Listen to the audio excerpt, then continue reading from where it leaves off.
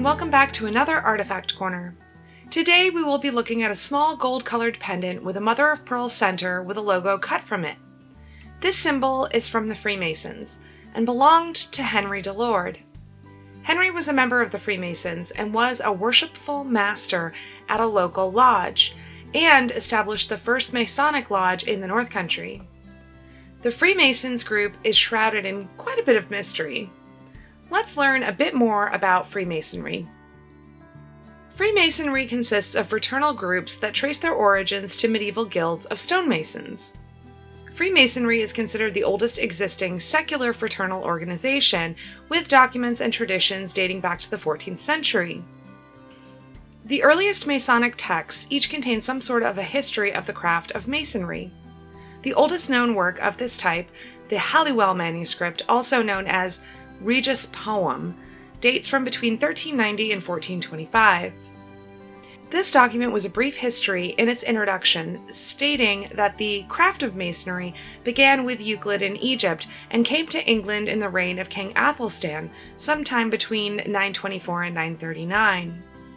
The degrees of Freemasonry are the three grades of medieval craft guilds: Entered Apprentice, Journeyman or Fellow of the Craft, and Master Mason.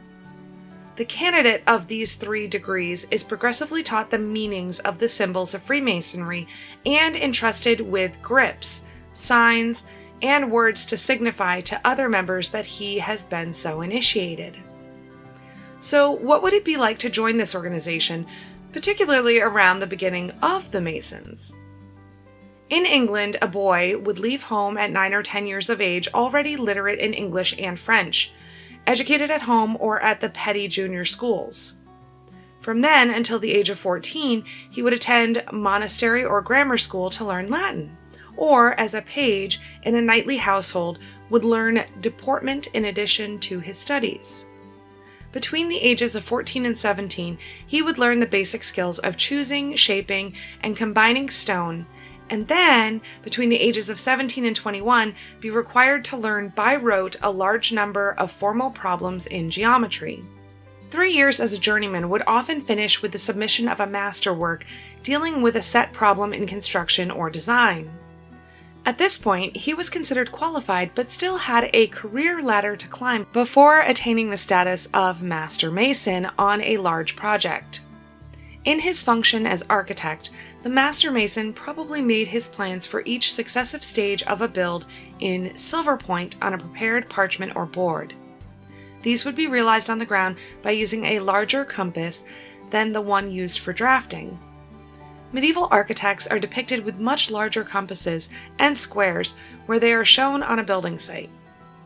Fine detail was transferred from the drawing board by means of wooden templates supplied to the masons. Henry's pendant is in quite good condition given that it is over 200 years old.